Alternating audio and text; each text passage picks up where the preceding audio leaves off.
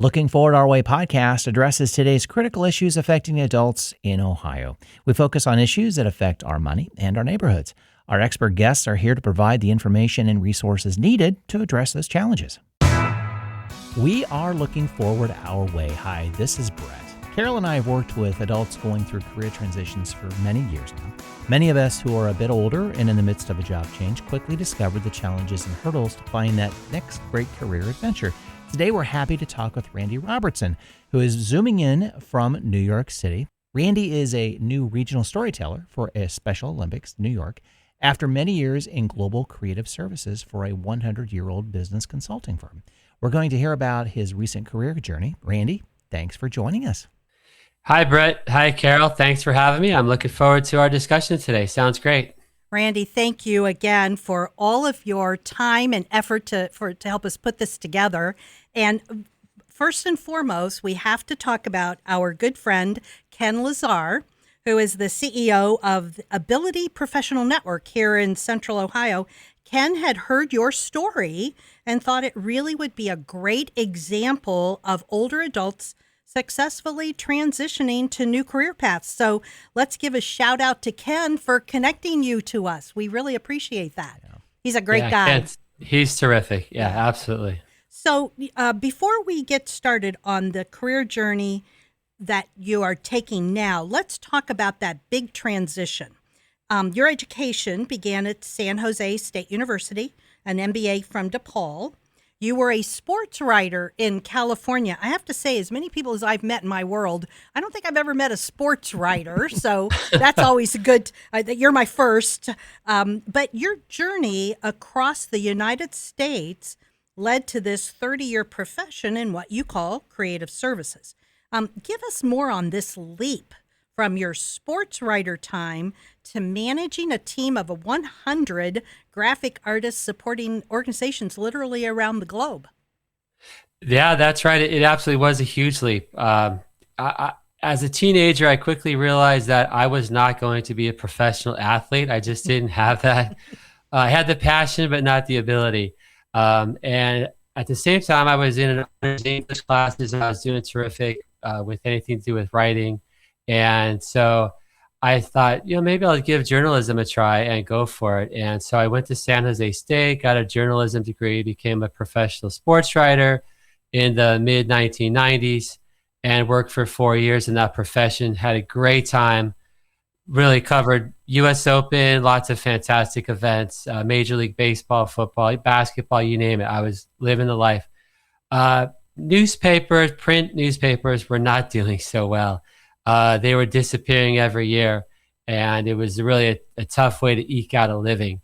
So at some point I decided, you know what, this is maybe not the best option for me long term. The internet was around and becoming super popular by the late 90s. And I said, maybe there's a way to pivot to a different career where I can utilize some of these skills.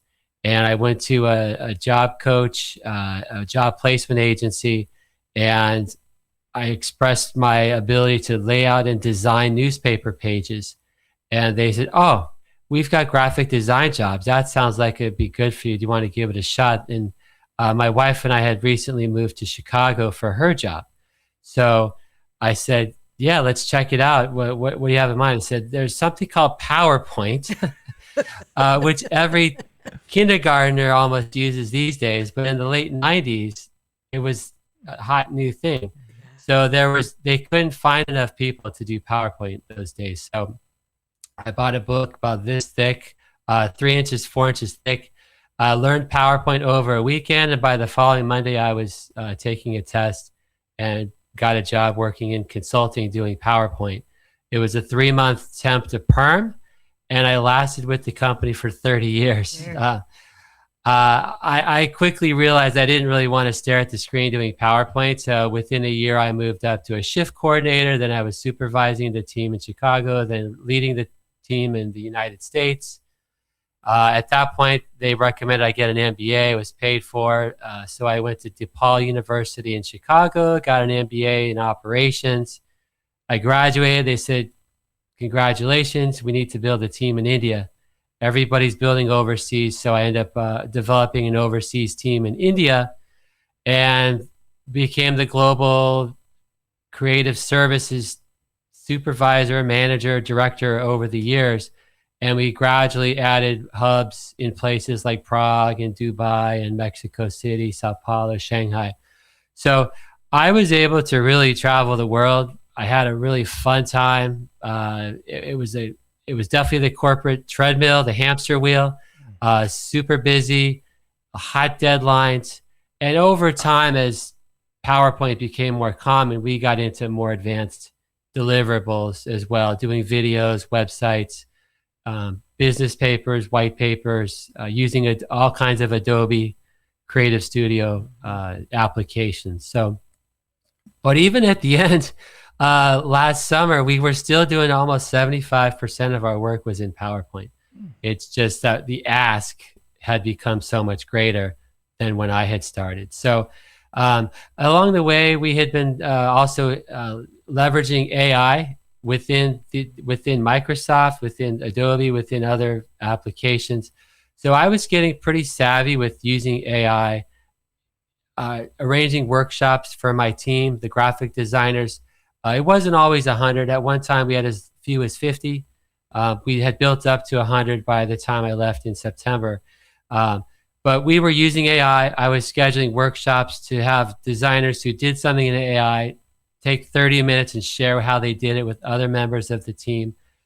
Then our training team was finding out about this, and they were then asking me and my team to present these to the rest of the firm. So things were going great, and things are going great until they're not, I guess. But that was really the leap. It was all just about a guy in journalism who loved writing, didn't like the way the industry was going, pivoted to more of the layout and design, and then found out I was actually pretty good at managing teams. And you know that your step to learning how to lay out the page of a newspaper, you do things like that, what seems to be a different task or a smaller task than what you're normally doing, and not realize how pivotal that learning opportunity becomes in your next career steps. Absolutely. It's all about acquiring skills, adding to your toolkit, or as my young adult boys say, having a deep bag, like a lot of abilities in your bag to reach in and pull out for different requirements as needed. So for me, the fact that I was laying out and designing a newspaper on a tight deadlines, at 10, 11 o'clock at night.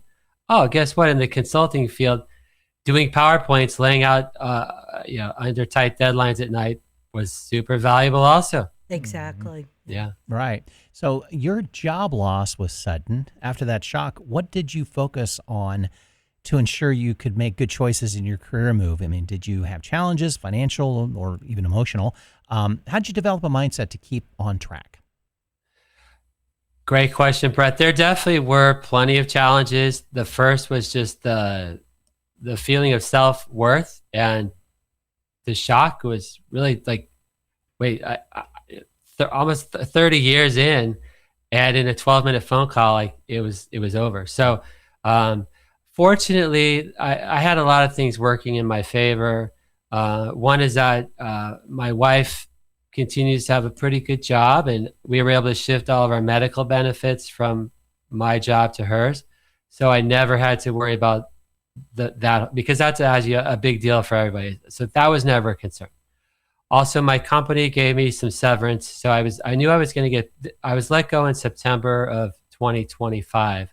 So I knew I was going to be getting paid into 2026 a little bit. So I didn't have to find a job in a week or 2 weeks or whatever. I had a little bit of time. So those helped me. The other thing that is interesting is that consulting in and of itself, people tend to come and go all the time. It's a challenging profession, and people get into it. It's not right for everybody, or they're really good at it and they get plucked by clients and they go off into the private sector. So I looked at my LinkedIn and I had connections all over the world in all different industries. I knew a lot of different people. Some were alumni of my former firm, and Some were still with my former company. So I said, I know a lot of people. I'm just going to reach out one by one and direct message 500 people and say, I'm looking for another opportunity. My initial mindset was, I've been doing this for 30 years, keep doing it. I've been told every annual performance evaluation, you're doing great. You're running a profit center. Your team is happy. Keep doing it. So I thought, I'll just keep doing this somewhere else, right? Why not? And so I reached out to direct messaging 500 people that in my LinkedIn connections, and probably half responded, maybe half never did. Some, hey, I'll keep you in mind. Others actually got back to me and said, hey, let's have a call. I did probably 15 or 20 coffee chats virtually. Some of them I barely knew. It was really wonderful, heartwarming, that connections and colleagues that 5-10 years before I barely knew, but I'd say, yeah, I'm gonna message them anyways. What have I got to lose? If they ignore it, they ignore it. And some of them got back to me and one guy was so awesome. He shared his screen. He showed me how to contact people on LinkedIn, to send direct messages, searching through a company to find people you might have connections with. You didn't have to do this. It was really wonderful to see that, just that empathy, that kindness. And he's an alumni. He wasn't even working with the company anymore either. So, and there were others that I had chats with that I maybe knew a little better, that it was easier to reach out to. So my first guidance would be, if you are out there looking for work and you're on LinkedIn, because not everybody is, but a lot of people are, reach out to your former colleagues, your connections. Even if you don't really know them, you'll be surprised how many get back to you. Some sent me links to their new company's job classified web pages, things like that. Like I said, some set up 15, 30-minute phone calls. We just chatted. What are you looking for? Said things like that. Some of them were just like, hey, you're good. You have talent. I'm seeing this in a lot of industries right now. There's a lot of turmoil, a lot of turnover due to AI. People are being let go. And even at the time we're recording this, they don't always necessarily have a plan how they're going to use the AI. These companies know that they need to use it, and it's expensive. So maybe they cut by letting people go or not replacing positions, whatever. So there's just a lot of turnover in the industry, in many industries. And that's what I got caught up in. And here I was doing fine. Suddenly I was let go. So contacting those LinkedIn connections, also people in the neighborhood, people at church, people in my wife's running group that I'm friends with. I'm in the Knights of Columbus, people I know just through society, people in the grocery store that I've seen. So chit-chatting with people. A few of them were actual real coffee chats where we actually did meet at a coffee shop. Most of them were just virtual.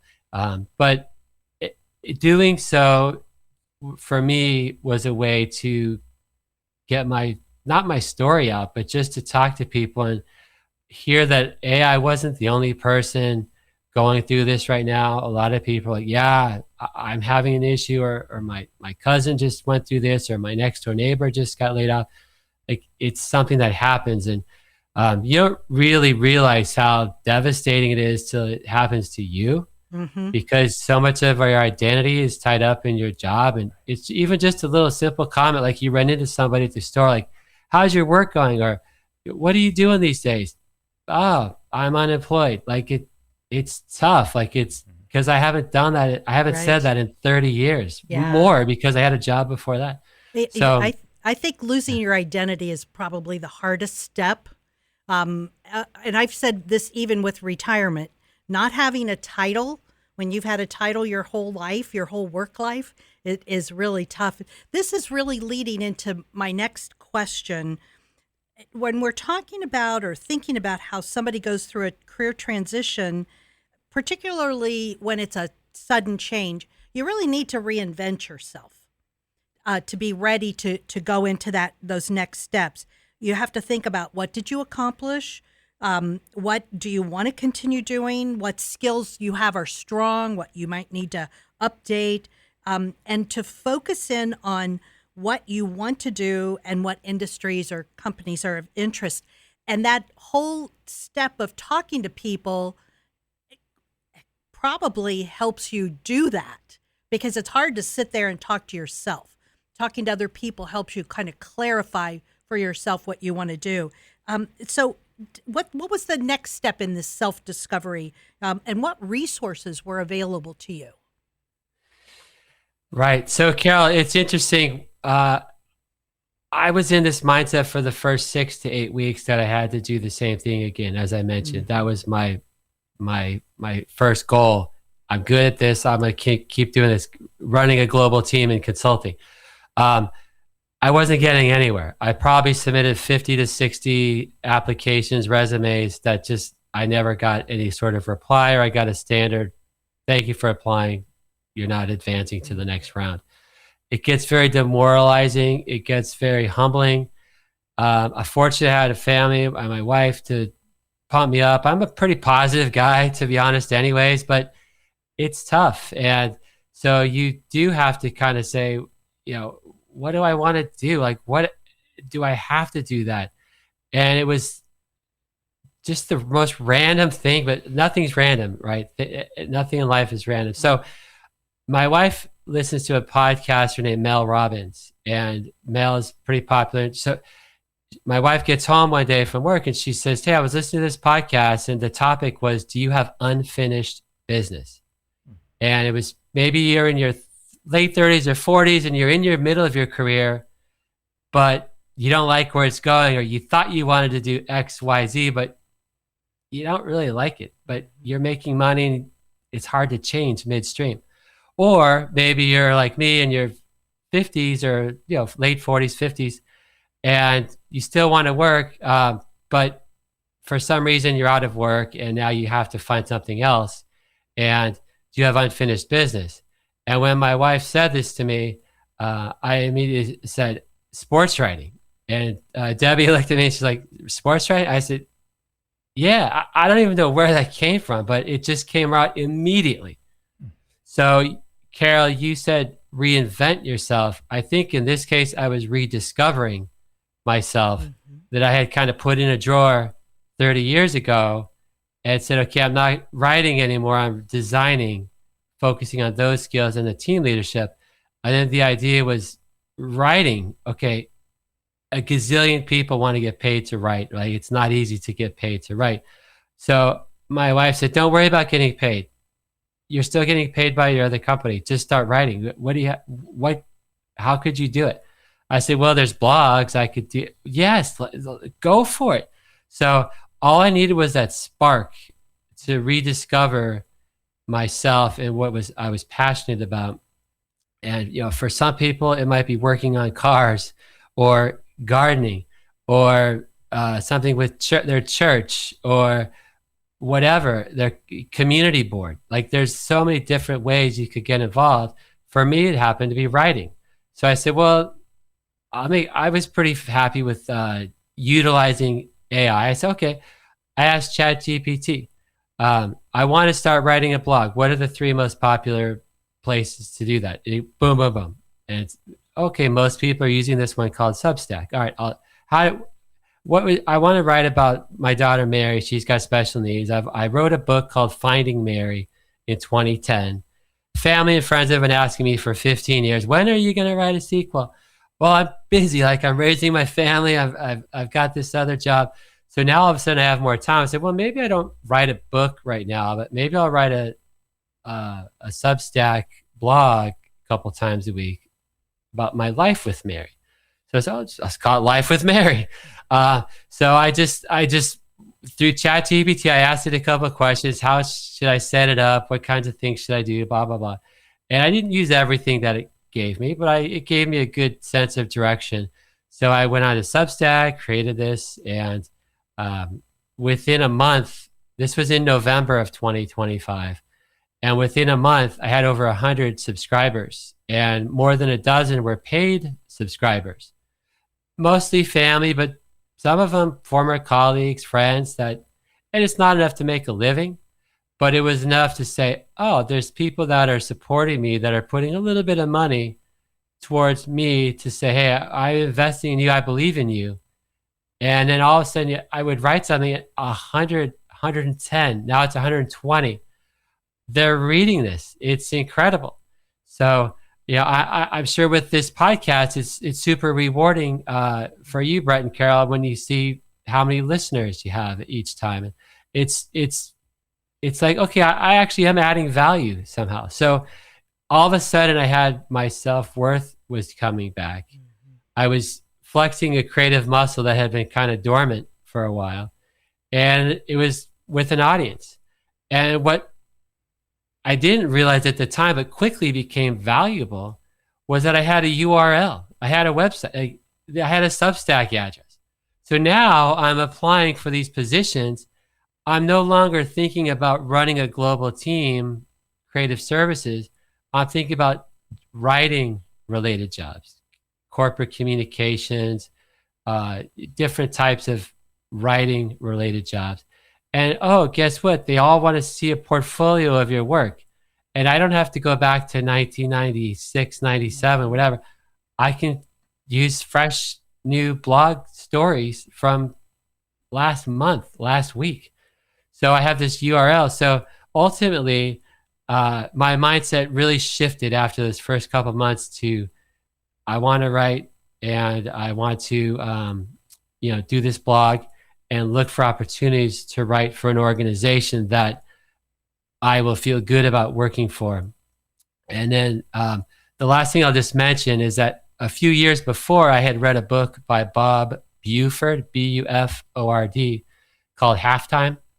And it's a little bit of a sort of religious book, but not really about religion. It has to do with, as you get into the middle of your life, and maybe you've had a successful career, you've achieved a lot, what do you want to do in the second half of your life?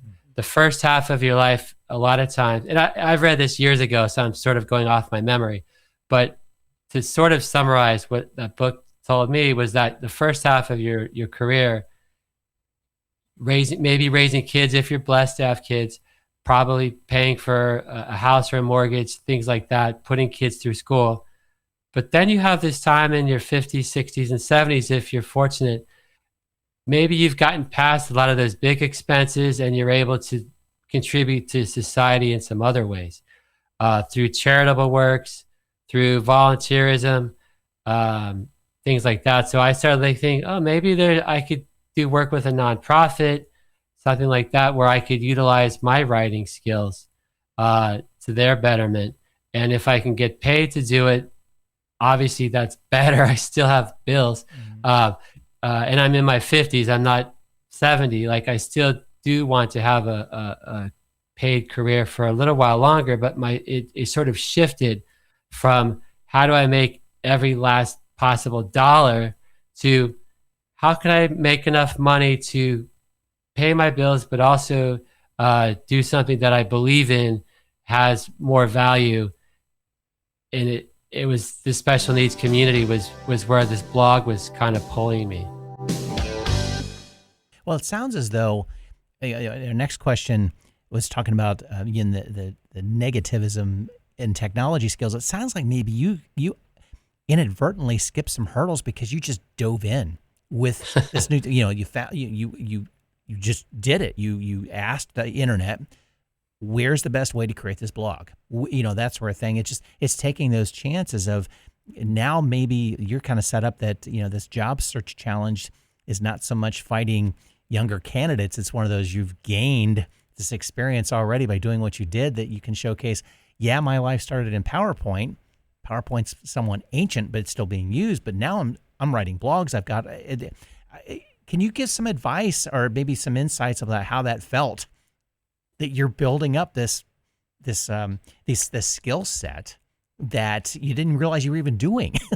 Absolutely. Yeah. I realized as I was still in the PowerPoint world there that you had to continue evolving and learning more and reinventing. So I always push that in my previous work about adopting more tools and keeping my team relevant.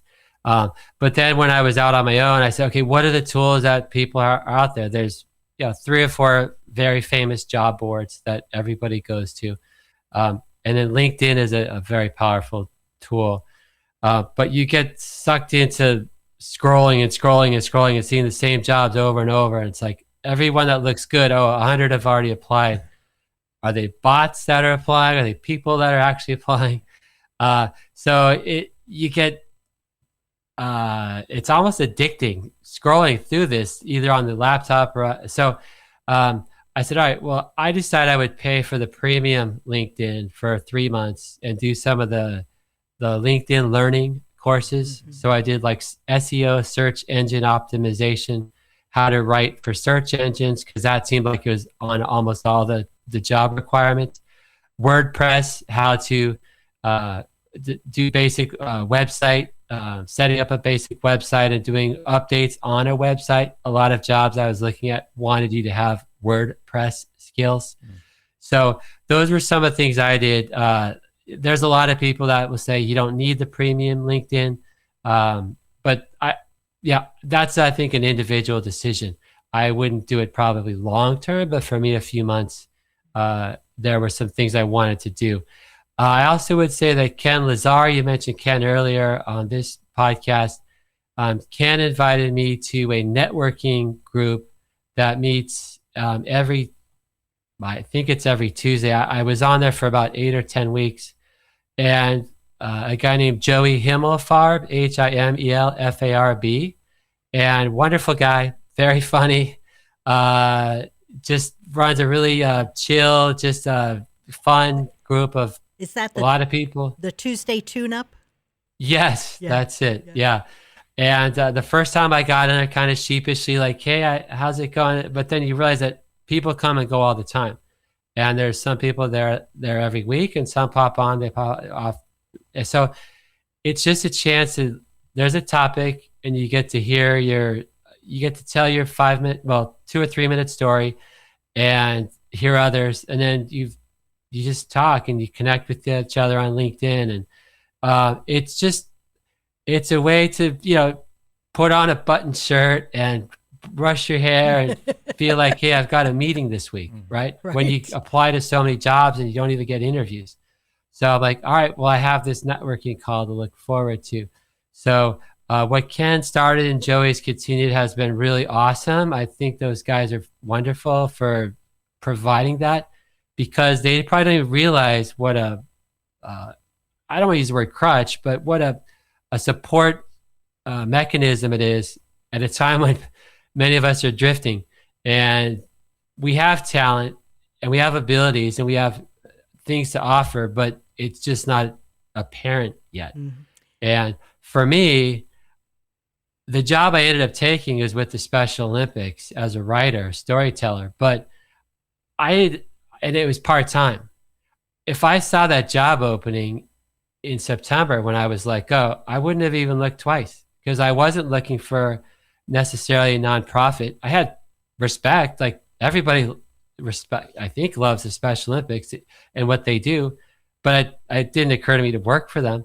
I didn't even know I was the right fit, and I was looking for full-time work, not part-time, and I wasn't even sure I was ready to be writing all the time yet. But over the process of several months, and then getting on the networking calls, connecting with people on LinkedIn, having coffee chats, working on some of my skill building on LinkedIn, I'm starting to put pieces together and realizing that, you know what, with some adjustments in our budgeting, I could probably do part-time.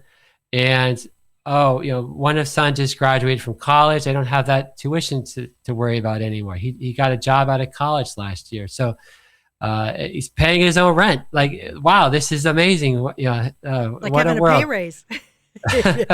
So like there was a little more flexibility. So all of a sudden now I'm getting confidence on these Tuesday tune-up calls, and I see the job opening for part-time storyteller, at Special Olympics. And one of my first thoughts was, that's a pretty cool job title, storyteller. That sounds great.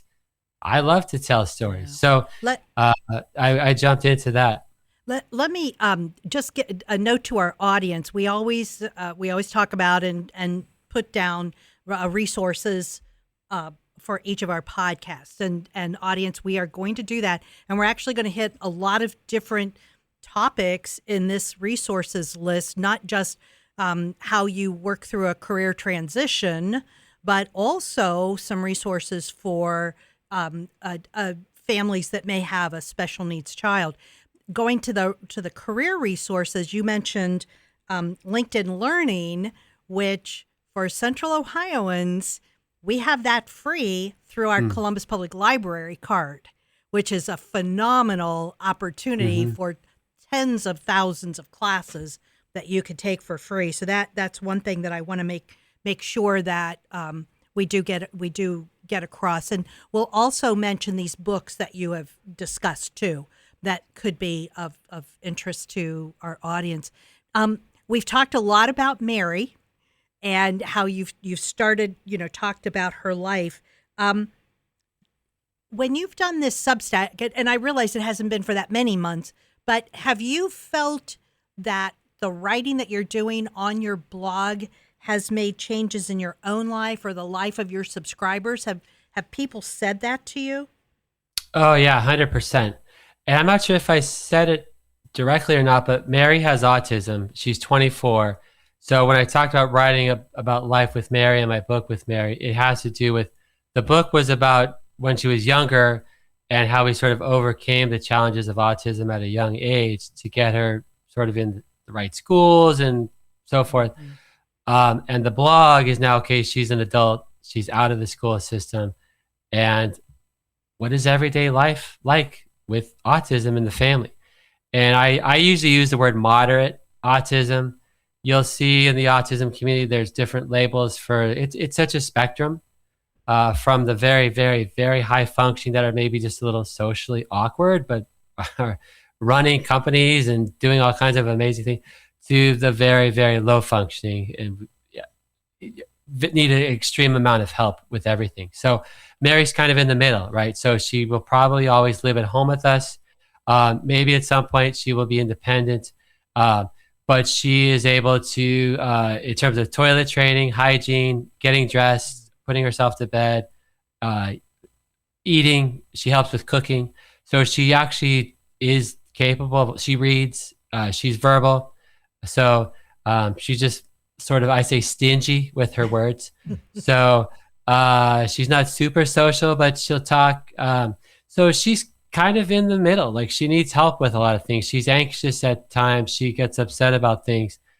She needs to know in advance, schedules, planning, things like that. So that's a little bit more about Mary. And then in terms of the blog, it has to do with me being the voice for Mary a little bit, in terms of, when we went on an airplane, what was it like traveling? Because I've had friends tell me, oh, we will never take our son on a plane. That's too stressful. Or going out in New York City with a child with autism. Wow, you guys are so brave. And I'm like, we just do it. My wife and I, our two sons, they're all the kids as of this taping. My daughter Mary is 24, Charlie is 23, and Marty is 19. So they're all within 5 years. They're all young adults now. So the boys have always helped really support us. And so I thought, let me just explain to the people who read this blog what it's like to go through life. And it tends to be positive, but I also throw in some challenges as well, so that people will see also some challenges. So, when we were flying for Christmas and we went to visit family in Dallas, and she had a meltdown in the airport in Dallas coming home, and threw a tantrum, and the police came, and they were very nice, but we got taken to a special room where they gave Mary time to sit in a comfortable chair and calm down. And we missed our flight, and we stayed an extra night in Dallas. Like, it wasn't a big deal. Guess what? We flew again 2 months later because we already had a vacation plan to go hiking in Zion National Park, which I highly recommend, by the way.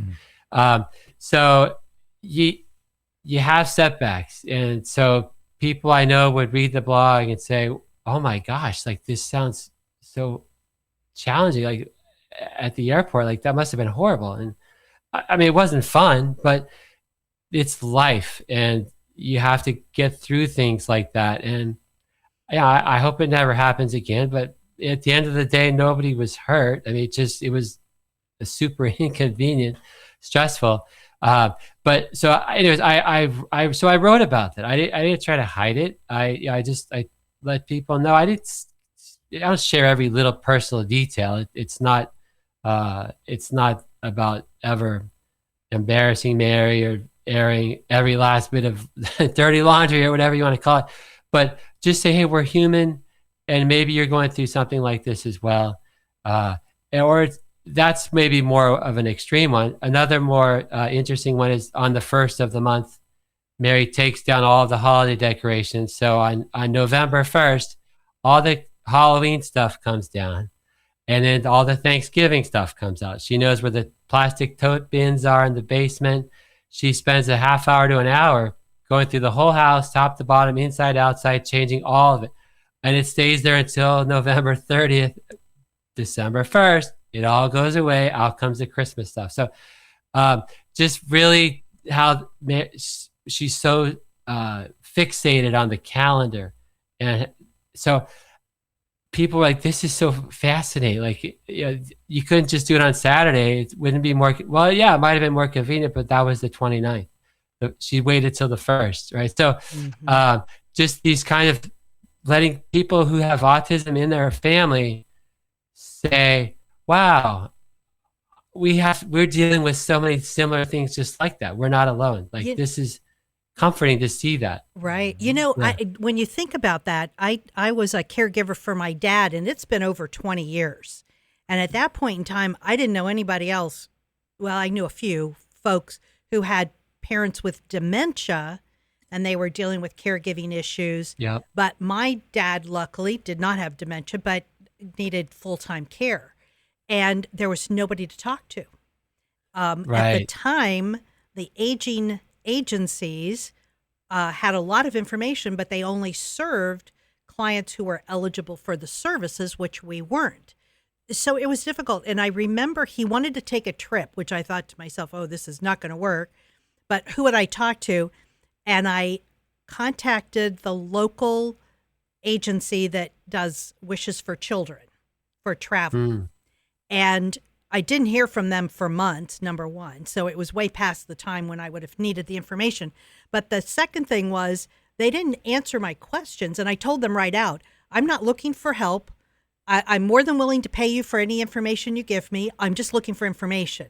And their comment back to me is, we only work with children. We don't have anything to do with older adults. So they never answered my question.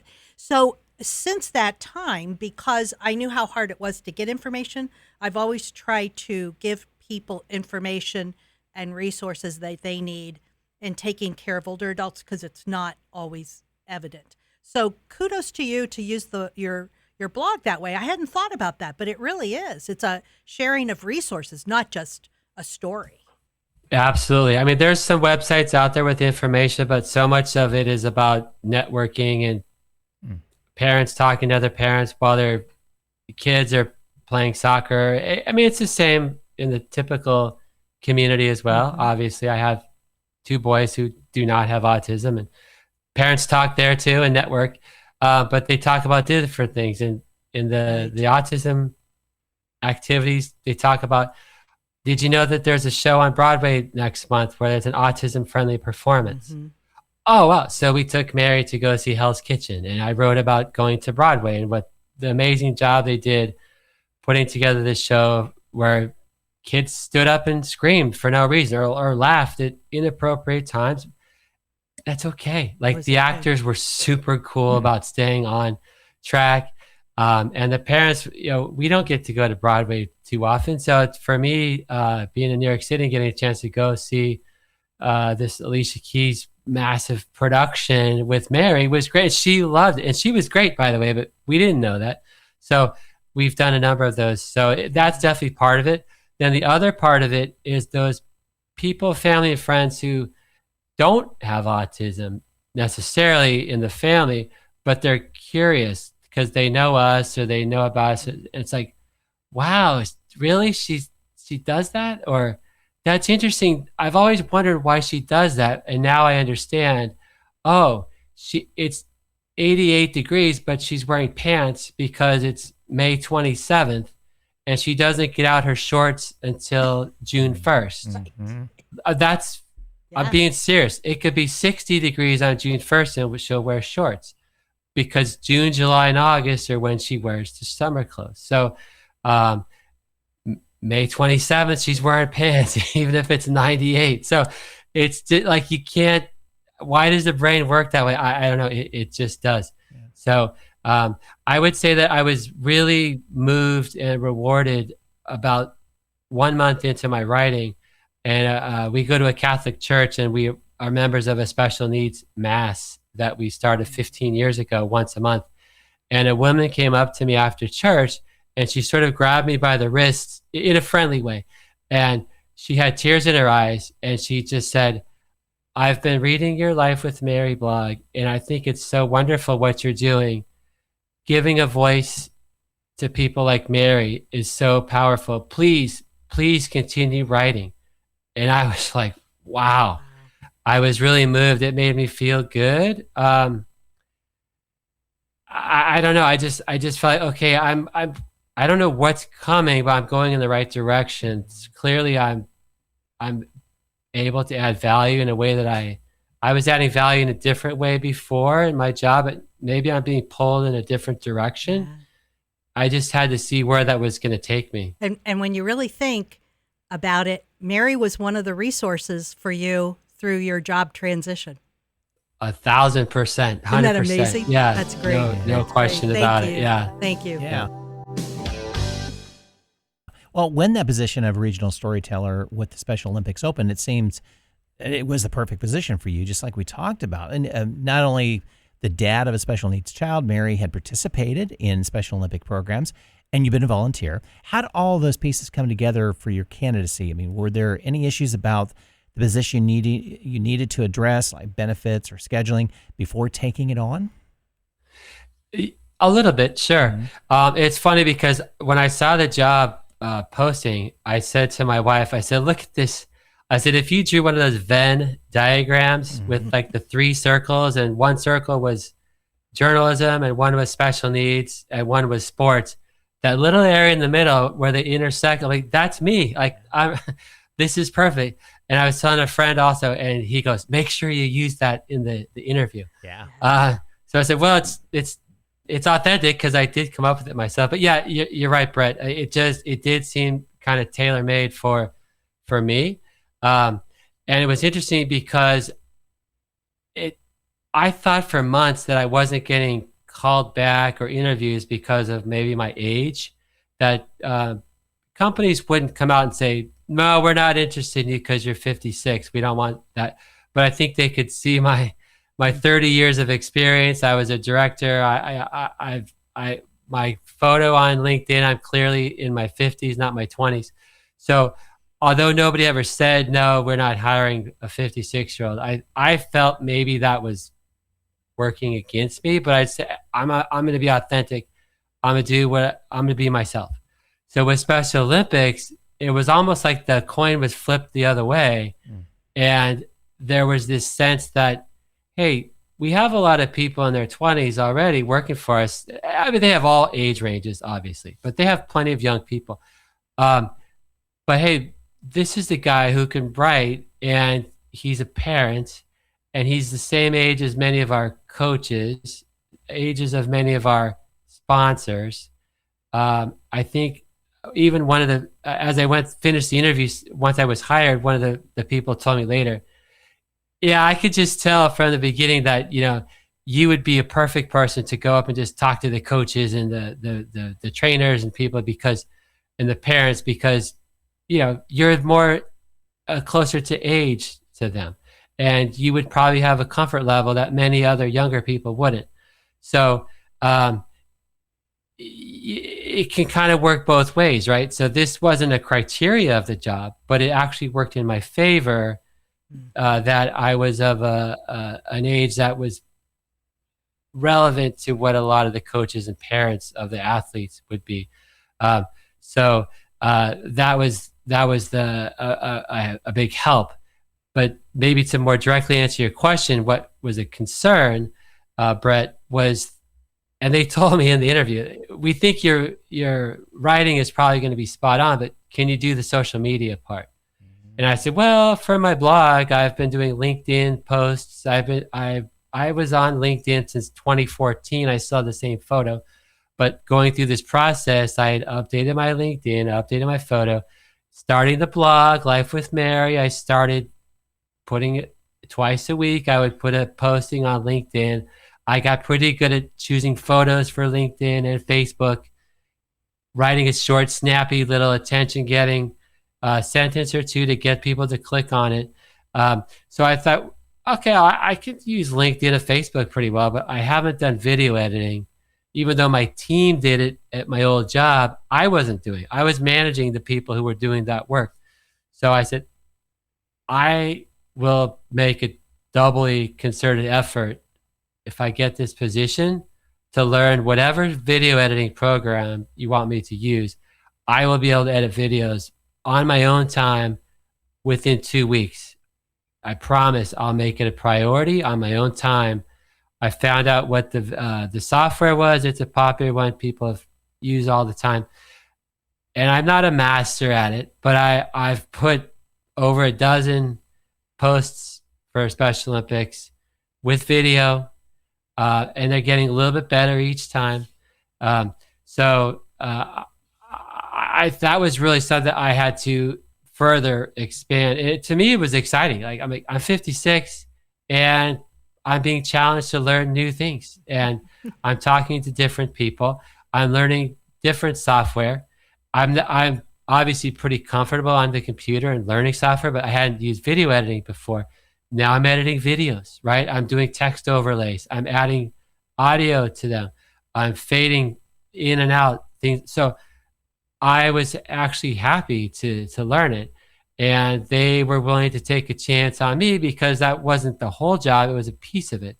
So I had to be willing to not say, listen, I already know what I'm doing. This is what you get. If you want me, this is what you get. No, that wasn't going to work. I had to say, I think I can do probably 80% of what you're asking me to do, maybe 90%. The other part, give me a little bit of time. I'll work even on my own time to, bump up those skills. And I think 6 months from now, they'll be significantly better than they are today. Yeah, because practice makes perfect, and done is better than perfect too. So you just got to, as long as those that you're working with are patient in that learning curve with you, and it sounds like they are. They're wonderful. Yeah. So really. that makes a big difference too. Yeah. But for those of us in the baby boomer generation, when employers would kind of push the issue of baby boomers can't do technology, I would always look at the employer and say, baby boomers invented technology. We've probably forgotten more than you know. But if somebody is willing to learn a skill, you're going to learn it at some level. Like you said, it may not be perfect, may not be the do all to end all, but you're going to do it enough to get the job done. Right. It's the notion that you're willing to try that's half the battle. That's exactly right. And I knew that it was an organization that appealed to me for many different reasons, both because of my daughter and just for what they do for families, honestly, all over the world. I wanted to be a part of it. And the way they embraced me from the beginning and said, we'll help you learn. And the feedback on my writing already has been so positive. It almost feels like this was inevitable, but I didn't know that 6, 8, 9 months ago. I was lost. I had to go through that whole process of talking to a lot of people, taking a chance on a blog, sort of rediscovering, I said, not reinventing, but rediscovering myself and saying, what unfinished business did I have? And it was writing. And I actually am doing some sports writing with other types of Right. writing mixed in as well. Right. So it's Good. interesting how it all really has come Yeah. together and continues to evolve. Because it's only been 3 months. Like, I'm still a newbie. So during your career change, you were able to take advantage of so many different resources, including, as we mentioned, Ken Lazar and the Ability Professional Network. What advice do you have for older job seekers listening on utilizing employment placement resources, community resources, and other programs? And also, do you have any tips on how to efficiently utilize your network? I really do think that LinkedIn is a piece of it. It's not everything. I think the networking part of it was interesting. I think that you have to be willing to reach out to a lot of people, because as I reached out to people through LinkedIn, or like I said, through the church or the neighborhood, or uh, just in the community, people were willing to help. Like, they're willing to listen. They'll say, I'll keep you in mind. So I would say, if it's a professional type of job at all where LinkedIn is relevant, I would definitely use it. And I would direct message people that you have worked with or that you've connected with, even if you don't know them. Because some of them, I was like, I didn't remember this person, but I connected. At some point, we decided to connect with each other. So I see I got nothing to lose. So I direct message all of them. Very, very brief. Just, I'm looking for work and I'd love to talk sometime. Keep me in mind if you hear anything. So that was one of them. And then also just the idea of coffee chats, either virtual or in person in the community. Again, they don't have to be your best friends, but just people that you know that might be of some help to you. Yeah, there's a tendency to think, well, maybe I'm bothering somebody, or they'll tell you, or they'll ignore you, or they'll just tell you no. So you're better off asking. And if they don't have time or they blow you off, well, you didn't really lose anything. But I was amazed how many people did give me 15 minutes, 30 minutes, whatever. And I just think that you have to be careful not to get sucked into the job boards, because it does get depressing. I never got depressed, but it's challenging because you do see so many jobs on there. It's like, look at there's thousands of jobs, but then you realize the same jobs are there week after week after week after week after week. I don't even know why they're there if they're not hiring, because they're there. So you don't want to beat yourself up by saying there's so many jobs and why can't I get one? Well, maybe they're not even hiring. Maybe they were hiring at one time, or the job is frozen, or who knows? Or they're looking for internal candidates, but required to post a job. So don't get sucked in. The job boards have a value. So I don't want to disparage the job boards. They do have value. And it might help you kind of look and see what skills companies are looking for. And even if you're not applying to those jobs, say, okay, this one's looking for search engine optimization. Maybe I should take a course on that, how to write for search engines. Or they're asking for WordPress. I've been on different websites, but I don't know that one. Like, that's a super popular one. So job boards have values. I don't want to come here and disparage them, but you just can't get sucked into that 3, 4, 8 hours a day, which might sound ridiculous. But when you're looking for a job and you're getting, I won't say desperate, but you want something. So you start scrolling and scrolling and scrolling. And I think it can get unhealthy after a while. So use the job boards. Again, this is just one man's opinion. Use them as a resource. See how you stack up against what companies are looking for. But don't fall into the trap like I did at times of spending many, many hours per day on those boards. Right. Same thing with LinkedIn. Some people will tell you, you've got to be posting 2 or 3 times a day for the algorithms and this and that. And then I go on, I see people posting stuff, and I'm like, what is this? It's like a post, just a post. Again, I think that I don't want to disparage them either, because they're obviously looking for work, trying to get their name out there. I think there's a value in posting, but yeah, I think like most things in life, like moderation, like job boards are fine in moderation. Posting on LinkedIn, in my opinion, is helpful in moderation.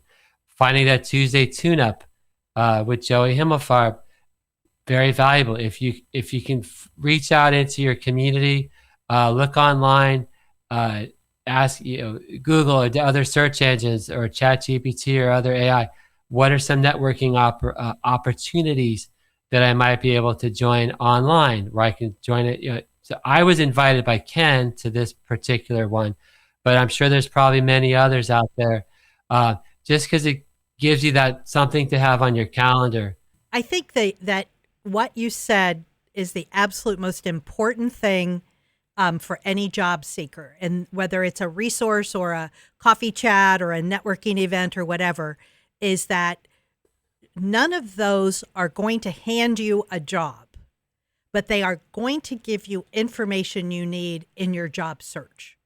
And so oftentimes the most important skill you need to have is to listen well, so that you catch that information that you need. Yep. Those job boards are showing you what employers are looking for in that particular job category. Not that you're going to necessarily get it, but you're going to help yourself get to the point of being a great job candidate. That's the whole process of job searching, is you have to get to the level of being a good job candidate. Yeah, and I think there's also, that's all very, very true. And I think there's also just the whole concept of, depending on where you are in your life, I made the reference to Halftime, and I'm not pushing that book. It's just, there's other books that just happens to be the one that I read. But are you at a point in your life where you can switch gears? Maybe you've done XYZ corporate job for a certain amount of years, but you've always kind of wanted to open a bakery or work in a clothing store because you love fashion, or you've always thought you might maybe want to run for office, but weren't sure how to even get started. Maybe start asking those kinds of questions. Again, some people will have financial situation where they 100% need full-time, a certain number of dollars or whatever to live. And I get that. And there may be others that have a little more flexibility and they can pivot to a job, a sort of a second half type of a career with a nonprofit, or through the church, or through the community board, or something that maybe is not full-time. And originally my job, I was going to be working 10 hours a week. I probably wouldn't have even applied. I wouldn't have applied for that back in September. But I said, let me start there, because I can still work somewhere else the other 30 hours a week. Well, I got in 10 hours a week, and I was still looking. Then I did a couple of articles for the Special Olympics, and all of a sudden they asked me to go to 20 hours a week. So within 6 weeks now, I'm doubled my hours. And I don't know what's coming next. I'm willing to do more. I'm also, we'll see what they need, right? But you just got to get started, get your foot in the door somewhere. And if it's rediscovering, or maybe it is reinventing, but what do you want to do in that second half? And I saw something online recently that said that most people think that the second half starts at 50.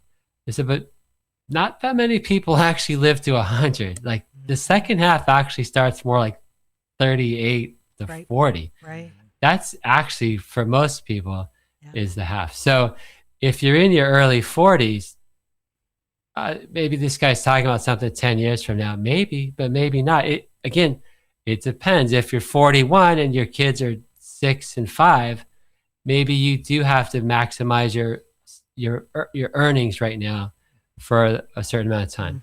But maybe you're 45 and you had kids at a young age, and your kids are 18 already, and you have more flexibility than you did. So everybody's in a different place, right? Age doesn't necessarily apply to everybody the same. But as you get into your 40s, and definitely by your 50s, you probably are into that second half.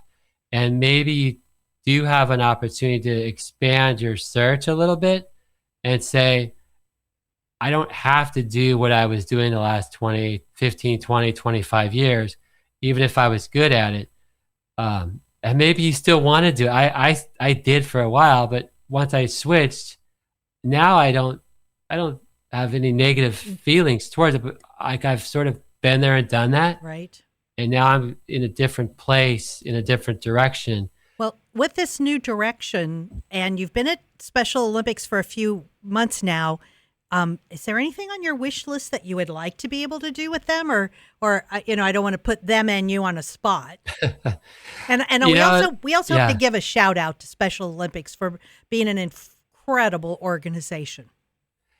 I'm blown away by just how much they actually do. I had no idea the number of events they do, Hmm. and the way as we're taping this right now, in the very end of June, there's summer games going on in Minneapolis, and I've done a bunch of stories previewing different athletes that are there, real sports type stories. And the athletes, they fly out there at no cost. They stay at no cost in whether it's dorms or hotels, whatever. Their meals donated by different large companies. And I'm getting a little bit out of my my lane here, but it's such an impressive organization.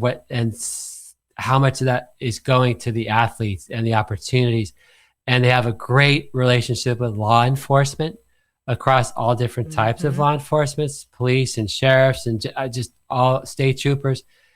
They come to the events. They do torch runs. They put the medals on the winners of the different events. So law enforcement, it's a wonderful relationship that Special Olympics has with law enforcement. So as I've gotten to do a lot of sports related stories and profiles of athletes, it's been really rewarding. I brought maybe some of my old newspaper experience into it with a little bit longer types of articles. What they had been doing a lot of, I noticed, was social media with maybe a link to a couple paragraphs. So I'm having a little bit longer stories. So I have to adjust and get them not quite so long, but adding sort of a more of a storytelling aspect to it than just a quick hit post with Right. the basic information. So that's been rewarding, and the feedback has been good. So I would love to get to do more stories on athletes, yes, but also some of maybe the sponsors who really make these games work. They don't Sure. happen without the sponsors. The coaches who volunteer their time to be there every Saturday, every Tuesday, whatever. So I don't know in terms of the number of hours. I have some flexibility, so we'll see what happens. But I just want to continue expanding the types of writing that I'm doing, and keep improving my my video editing and my social media skills, because I feel like there's every week I write a story and I get 3 more story ideas thrown at me, and I've got this spreadsheet going with jobs in progress and in the queue. So there's so many more stories to be told, and I'm really excited to be part of the future for Special Olympics. And I'm excited that I've landed on my feet somewhere that feels good, and it feels like it was meant to be all along. I just had to go through a bit of a process to get there that took 6 months, but ultimately that 6 months was worth it, and I am super happy to be where I'm at today. Randy, thank you. Yes, thank you. So many thanks to our expert guest, Randy Robertson, a creative writer as well as regional storyteller for Special Olympics New York, for joining us today. The views and opinions expressed by the experts interviewed on this podcast are their own, and don't necessarily reflect the views of the podcast hosts or any affiliated organizations. The information provided in these interviews is for general informational purposes only and should not be considered as professional advice. Listeners are encouraged to consult with qualified professionals for specific advice or information related to their individual circumstances. The podcast host and producers don't endorse or guarantee the accuracy, completeness, or reliability of any information provided by the experts interviewed. Listener discretion is advised.